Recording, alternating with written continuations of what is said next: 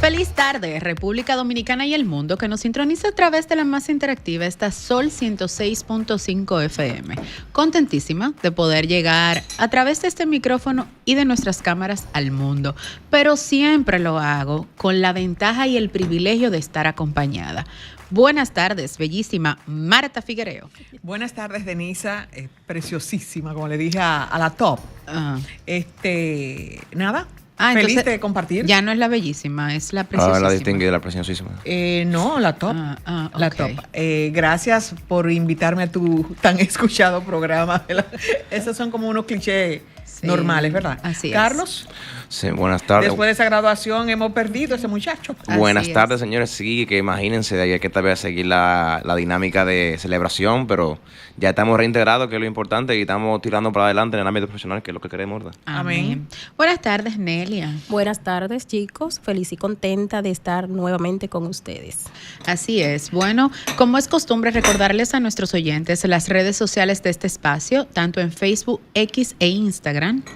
Pueden buscarnos como @sconsultasrd. Por ahí pueden enviar sus tópicos, sus temas que ustedes deseen que sean abordados desde la perspectiva de nuestros especialistas, porque en Sábado de Consultas siempre nuestra materia prima es y serán nuestros oyentes. Pero vamos a recordarles las redes sociales de cada uno de los integrantes de este espacio. La más solicitada, Marta Figuereo. Sí, muchas gracias, Denisa. Oye, yo estaba buscando algo. Iba a decir 22. No, Figuereo M, Figuereón en Instagram, en Marta Figuereo Miranda en las demás plataformas, incluyendo TikTok. ¿Cómo? TikTok. Carlos Martín, sus redes sociales. Ahí me pueden encontrar en Instagram como Carlos Martín 7 y en TikTok como Carlitos Te Informa. Nelian Soriano, sus y a mí, redes. sencillito, así mismo, Nelian Soriano. Muy importante. Bueno, en mi caso particular pueden encontrarme en todas las plataformas digitales como @Denise Ortiz. También nosotros somos parte esencial de este espacio y por ende parte esencial de la materia prima. Pueden enviar sus tópicos, sus temas que quieren que sean abordados desde la perspectiva del especialista adecuado y nosotros con gusto, la producción de este espacio se encargará de hacerlo. Como es costumbre, señores, hoy no va a ser la excepción. Nosotros tenemos un segmento que se llama el Top 3. Son esas tendencias, esas miradas, esos tópicos que quieren que sean abordados desde la perspectiva de quizás de nuestro diario vivir o experiencias vividas por otros que la traemos a colación en la tarde de hoy. Como teníamos tanto tiempo que no lo escuchábamos, vamos a iniciar con la mirada de Carlos Martín. Adelante, Carlos. Wow, increíble siempre, gracias al honor de Denise y del equipo que siempre distinguen y me quieren dar la palabra primero, yo siempre agradecido. Y nada, señores, yo venía de hecho, para comenzar de una vez con el hincapié, yo venía esta semana y en estos días pensando siempre en la mentalidad y sobre todo en una palabra precisa que me recuerdo cuando estaba en la iglesia los domingos, que yo le enseño a los chicos, que yo a veces les doy clases de mi iglesia y les digo, hubo un punto que nos enseñaron sobre Job y cuando yo lo pienso en Job, pienso puntualmente en la palabra resiliencia. Y de eso vengo a hablar en el día de hoy. Si yo quiero tomar la palabra resiliencia, vamos a lo que es la historia de Job. De hecho, que me gusta mucho. Si vamos a quién era Job. Job era un hombre muy rico y respetado, según la Biblia. Y que vivía en una tierra llamada Uz. La Biblia lo describe lo escribía él como perfecto, recto y temeroso de Dios y apartado del mal. Tenía una familia muy grande. Él tenía 7 hijos y 3 hijas. Muchos animales, siervos, y era un hombre más rico de lo que era en su tiempo en el Medio Oriente. En la prueba de Job, como todo el mundo conoce, o la mayoría de gente que han leído la Biblia conoce, en una escena espiritual que está en Job, capítulo 1, versículo 6, verso 12, dice que Satanás se presenta ante Dios y le dice que Job solo es fiel porque tiene una vida perfecta. Entonces Dios le permite probar a Job, pero sin tocar su vida. La primera prueba fue que perdía todo su ganado, es decir, toda la riqueza que éste tenía. Perdía a sus siervos. Y lo más trágico fue que todos sus hijos mueren en un solo día. La respuesta de Job fue la siguiente, para incredulidad de muchos. Fue: Jehová dio y Jehová quitó. Sea el nombre de Jehová bendito. Job, primera de Job 21. A pesar del dolor, no maldice a Dios ni pierde la fe. La segunda prueba que Job enfrentó fue la enfermedad dolorosa. Satanás vuelve a pedir permiso para atacarlo físicamente y Dios lo permite, pero sin quitarle la vida. Job es cubierto de llagas desde la cabeza hasta los pies. Muy pendiente esto. Sufre tanto de que raspa sus heridas con un pedazo de cerámica sentado en ceniza. Su esposa le dice: aún retienes tu integridad, maldice a Dios y muérete, le dice. Pero Job responde con firmeza y dice: recibiremos de Dios el bien y no el mal. Job 2-10. Los amigos de Job, que eran Elifaz, Bildad y Sofar, para consolarlo al principio, se quedan en silencio con él durante 7 días, pero luego empiezan a acusarlo, insinuando que su sufrimiento es un castigo por algún pecado escondido. Para muchos que creen que tal vez Dios pueda condenarte o hacerte algo mal porque tú cometiste un error, o porque a lo mejor alguna consecuencia de algo, algún error que cometiste en el camino, es una consecuencia de ese castigo de Dios que tú puedes pensar o asumir. Pero sin embargo, Job se defiende diciendo que no ha hecho nada malo, aunque también se siente confundido, deprimido y reclama a Dios, como cualquier ser humano. A pesar de su lucha emocional, nunca deja de creer que Dios es justo, aunque no entienda su situación. Y dice la voz de Dios: ¿dónde estabas tú cuando yo fundaba la tierra? ¿Puedes tú atar los lazos de las Pléyades? Y Dios no le da una explicación directa del sufrimiento, pero le muestra su sabiduría infinita. ¿A qué quiero llegar con esta historia de Job y sus lecciones importantes, que son las siguientes?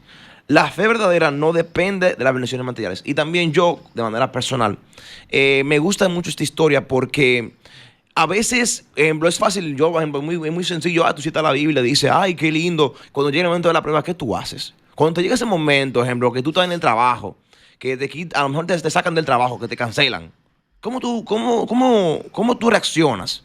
Eso es muy contraproducente para mí, porque, por ejemplo, yo estoy hablando de Dios, pero yo he pasado por situaciones complicadas y puedo decir que a pesar de la duda y de mi incluso mentalidad y poca fe que yo mismo puedo reconocer, yo nunca he dejado de contradecir a Dios en lo que ha dicho, aunque como el propio Job, yo también dudé de lo que está haciendo Dios, porque no entendí en el momento. Y la verdad es, señores, que tenemos que ser resilientes. Dios, más que nada, nos prueba siempre el carácter. Nos prueba en el medio de la prueba. Nos demuestra siempre que aunque pase y venga la tribulación, nada de eso es eterno. La prueba no es eterna, solamente para probar tu corazón y qué hay dentro de tu corazón, ¿cierto?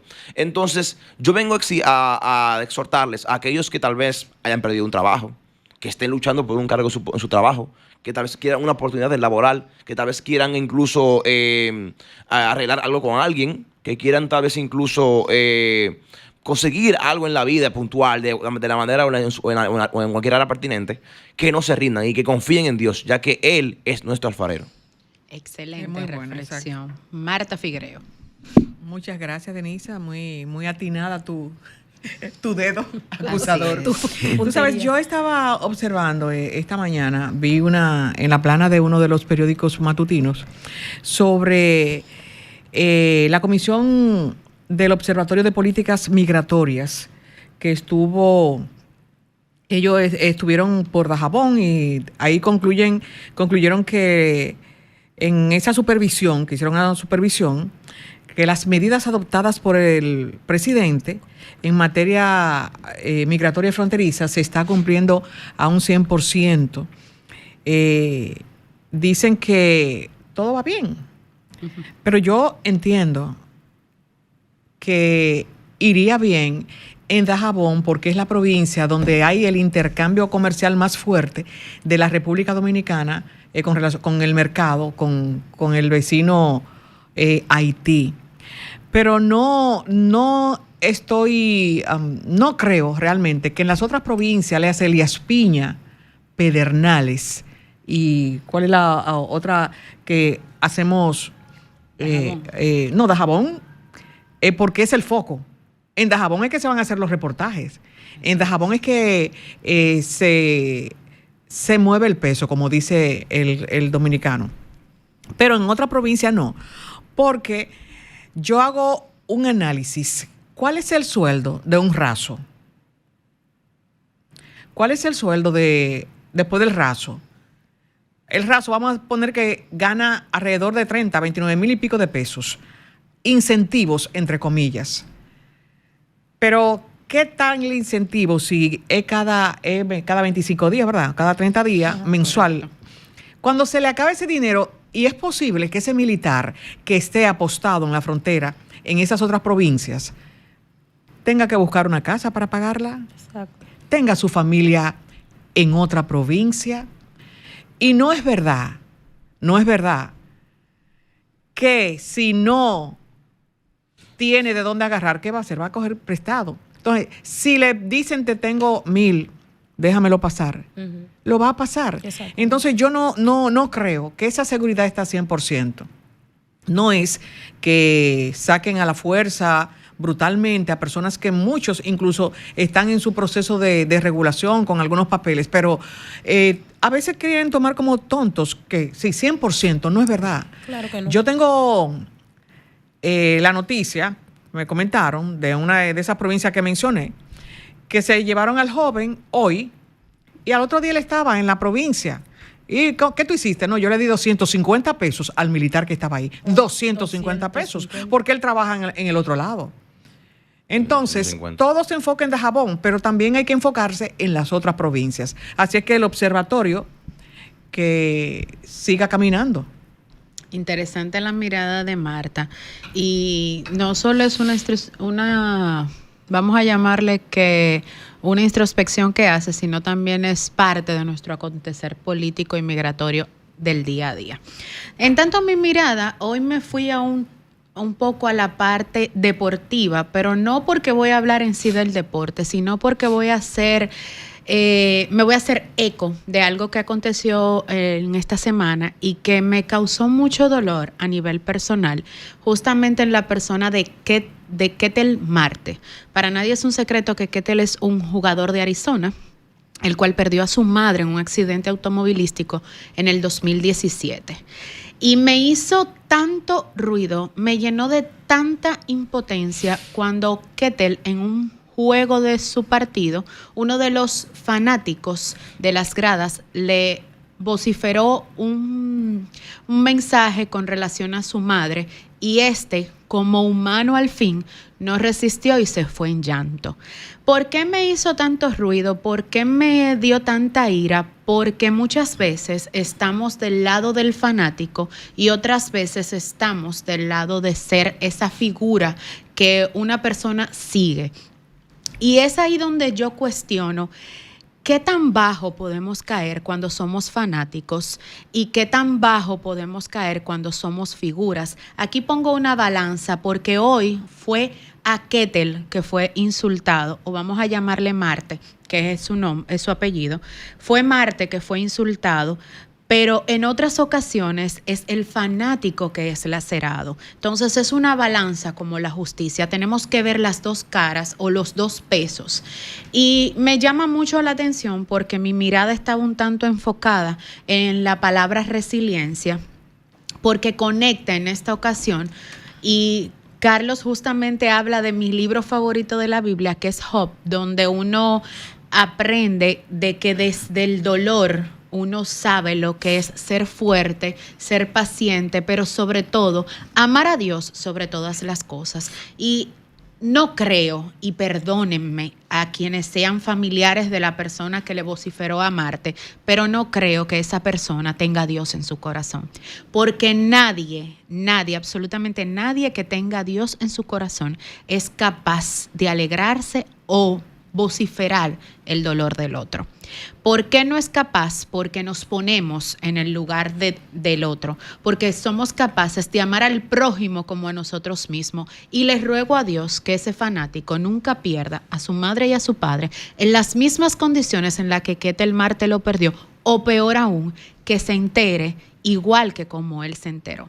Abrazo a Ketel. No tengo el privilegio de conocerte, pero desde aquí mis oraciones contigo para que ese momento que atravesaste pueda ser borrado de tu mente, pero lo más importante es que Dios llegue a tu corazón, sane esa herida y te permita pasar a ti y a todos los que estén pasando por ese momento, te permita poder recordar a tu madre como la persona más importante de tu vida, pero sobre todo desde el amor. Esa es la mirada de esta tarde. Bueno, nos vamos a una pausa. Así es.